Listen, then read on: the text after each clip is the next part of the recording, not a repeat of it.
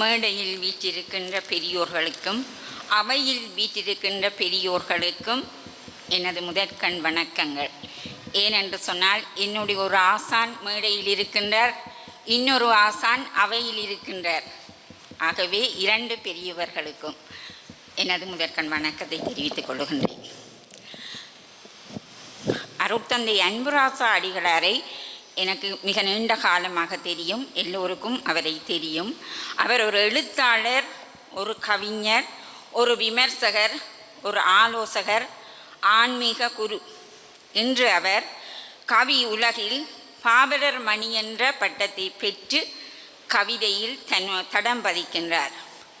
2019ஆம் ஆண்டு கொரோனா காலத்தில் நானும் அவருடன் சேர்ந்து இந்த பாட்டரசரிடம் இந்த மரபு கவிதையை கற்றேன். இரவு 10 மணிக்கு தான் அந்த சூம் நடக்கும். நான் சில வேளை நித்திரையாகி விடுவேன், ஆனால் ஃபாதர் இருந்து படிப்பார். அவ்வாறு அவர் படித்ததால் தான் இன்று 1000 கவிதைகள் எழுதி நூல் வெளியிட்டிருக்கின்றார். நான் இன்னும் வெளியிடவில்லை. அடுத்து மரபு கவிதை, புது கவிதை என்று இன்றைக்கும் அது சர்ச்சையாக இருக்கின்றது. எனக்கு ஒரு கவிஞர் சொன்னார், மரபு கவிதை என்றால் மனைவி மாதிரி என்றும், புது கவிதை என்றால் காதலி மாதிரி என்று சொல்லியும் அதை பற்றிய விளக்கங்களை கவிஞர்கள் தான் சொல்ல வேண்டும். இந்த மரபு கவிதை என்கின்ற போது இது தேமா, புளிமா, கருவிளம், கூவிளம் என்று அடுக்கி கொண்டு செல்லலாம். இதை விளங்கி கொள்ளவே எனக்கு 6 மாதம் சென்றது. ஆனால் இந்த கவிஞர் பாவலர் மணி அவர்கள் இதை விளங்கி கொண்டு 1000 கவிதைகளை 1008 பிரச்சனைகளோடு எழுதியிருக்கின்றார். ஒவ்வொரு கவிதைகளும் ஒவ்வொரு பிரச்சனைகளையும் முன்வைக்கின்றன. இந்த தளத்தில் நின்று நான் இவருடைய கவிதையை நயமுறை என்று நான் சொல்லலாம் என்று நினைக்கின்றேன். என்னுடைய நிலை பெரிதாபத்துக்குரியது. இந்த இறுதியாக நான் சொல்வதால் நான் குறித்து கொண்டு வந்ததை பலர் சொல்லிவிட்டார்கள். இந்த நூலை நான் 2 வகையிலே பார்க்கின்றேன். ஒன்று உருவம், உள்ளடக்கம். மிக அழகான உருவ அமைப்பு இந்த கவிதை நூலில் காணப்படுகின்றது. உள்ளடக்கம் என்கின்ற போது 20 பகுதிகள் ஆக பிரித்திருக்கின்றார். 335 தலைப்புகளில் இவர் பாடியிருக்கின்றார். சிறப்பாயிரம் பாட்டரசர் பாரதிதாசன் அவர்கள் கொடுத்திருக்கின்றார். அணிந்துரை, முகவுரை என்று மிக சிறப்பாகவும் அமைந்து எங்களுடைய ஞான பிரகாசம் சுவாமி அவர்களுக்கு இவர் அதை அர்ப்பணம் செய்திருக்கின்றார். ஆசிரியர் தான் வாழ்ந்து கொண்டிருக்கின்ற காலத்தில் இருக்கின்ற சமூக, அரசியல், பொருளாதார, பண்பாட்டு விழுமிய பிரச்சனைகளை தன்னுடைய கவிதையின் பாடுபொருளாக கொண்டிருக்கின்றார். இவருடைய உள்ளத்தில் இருந்த முழக்கங்கள், மின்னல்கள் கவிதை மழையாக பொழிந்திருக்கின்றது. அதுதான் இந்த விருத்த பாமலை 1000 என்று நான் கருதுகிறேன். அடுத்து இவர் மாதா, பிதா, குரு, தெய்வம் என்று தன்னுடைய முதல் கவிதையை ஆரம்பித்திருக்கின்றார். தெய்வத்துக்கு பாடி அடுத்தது தாய்க்கு பாடுகின்றார். தனது தாயின் அந்த அர்ப்பணங்கள், தியாகங்கள் எல்லாவற்றையும் அவருடைய கவிதையில் காணலாம். மறையின் வழி வாழ்வதற்கு மாதா அவளே காரணம் என்று அவர் தன்னுடைய குருத்துவத்துக்கு தன்னுடைய தாய் காரணம் என்று சொல்லி அவர் இதை அரசீர் விருத்தத்தில் மாமாங்கா என்ற ஒரு வாய்ப்பாட்டில் பாடியிருக்கின்றார். அதே போன்று தந்தையை பற்றி குறிப்பிடுகின்ற போது கலை தவசி என்ற தலைப்பில் அவரும் ஒரு கலைஞர், அவரை அறிமுகம் செய்து அவரை பாடுகின்றார். எங்கள் முகவரி நீங்கள், தவமாய் கொண்டீர்கள் கலைகளையே, தவசியாக வாழ்ந்தீர்கள் என்ற வரிகள் நயக்கத்தக்கவை, அவை மெய்சிலுக்க வைக்கின்றன. தனது குருவான பாட்டரசர் பற்றி பாடுகின்றார்.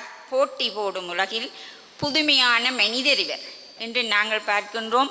கல்வியை காசுக்கு விற்கின்றார்கள். எந்த விதமான எதிர்பார்ப்புமின்றி அவர் எங்களுக்கு கற்பித்திருக்கின்றார். அவருக்கு நன்றி பாடலாகவும் அது அமைந்திருக்கின்றது.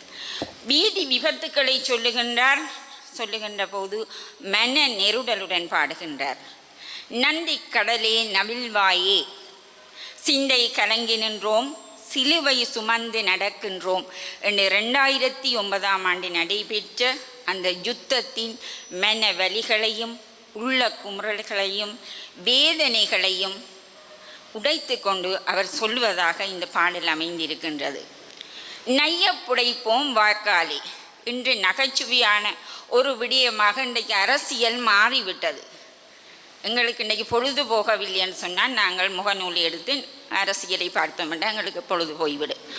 அவ்வாறான அந்த நிலையில் இந்த வாக்குகளை நாங்கள் எவ்வாறு போட வேண்டும் என்று சொல்லி அதில் அவர் மக்களுக்கு ஒரு விழிப்புணர்வை ஏற்படுத்துவதாக அந்த கவிதையை அமைத்திருக்கின்றார். மோசம் போனோம் என்று முடிவில் மக்கள் முடித்திடுவார், நாசம் செய்யும் அவரை நைய புடைப்போம் வாக்காளி. இயற்கை பற்றியவருடைய பார்வை மிகவும் சிறப்பானது. கதிரவன் கண் சுமிட்டி கதிர்கள் நடனமாட காற்று இசை எழுப்பும் என்ற அந்த தொடர்கள் மிகவும் சிறப்பானவை. உடல் ஆரோக்கியத்தை பற்றி அவர் சொல்லுகின்றார்.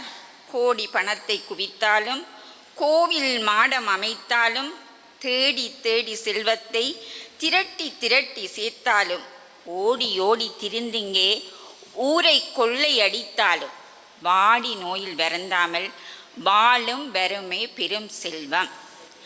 நோயில் மனிதன் இருக்கின்றானா, மனிதனுக்கு நோய் இருக்கின்றதா என்ற அந்த நிலையில் ஒரு மனிதன் ஆரோக்கியமாக வாழுவதுதான் அவனுக்கு பெருஞ்செல்வம் என்பதை எடுத்து காட்டுகின்றார். கோடி தேடி ஓடி வாடி என்பன மிகுந்த சிறந்த எதிகைகளாக இங்கே அமைந்திருக்கின்றது.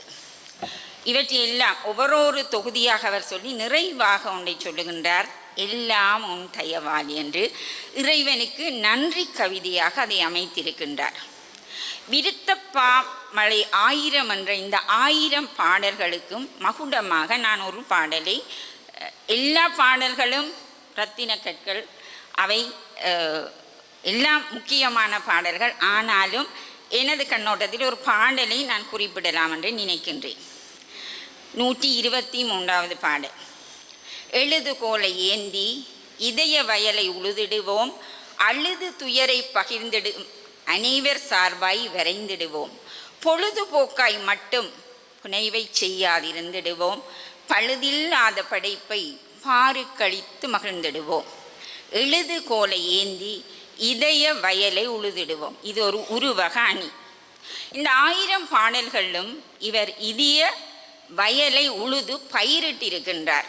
அதுதான் இன்று நாங்கள் பார்க்கின்ற இந்த விருத்தப்பாமலை 1000 என்ற நூல்.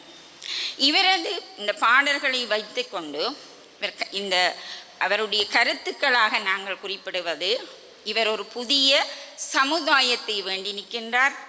சிந்தனை கிளறல்களை ஏற்படுத்தியுள்ளார். மனப்பாரங்களையும் ஆத்திரங்களையும் கோபங்களையும் கிண்டலாக வெளிப்படுத்தி இருக்கின்றார். வேண்டுதல் கவிதைகளாக மனிதனுடைய இயலாமைகள் இங்கு குறிப்பிடப்படுகின்றது. சமுதாய மாற்றம் என்பது தனி மனித மாற்றத்திலிருந்து வர வேண்டும் என்பதை இவர் இந்த கவிதையின் ஊடாக வேண்டி நிற்கின்றார். மரபு கவிதையில் புதிய சிந்தனைகளையும் புதிய சித்தாந்தங்களையும் முன்வைப்பது கடினமானது. ஆனால் இவர் இலகுவான சொல்லாடலினூடாக அவற்றை எடுத்து எல்லோருக்கும் விளங்கும் வண்ணம் எடுத்து கூறியிருக்கின்றார்.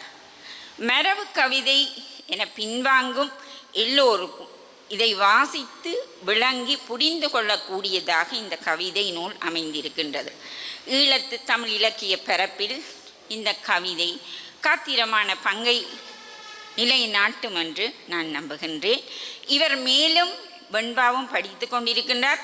வெண்பாவிலும் நூல் இயற்ற வேண்டும், அதை சிறப்பாக வெளியிட வேண்டும் என்று கேட்டுக்கொண்டு சந்தர்ப்பத்துக்கு நன்றி கூறி விடைபெறுகின்றேன். நன்றி.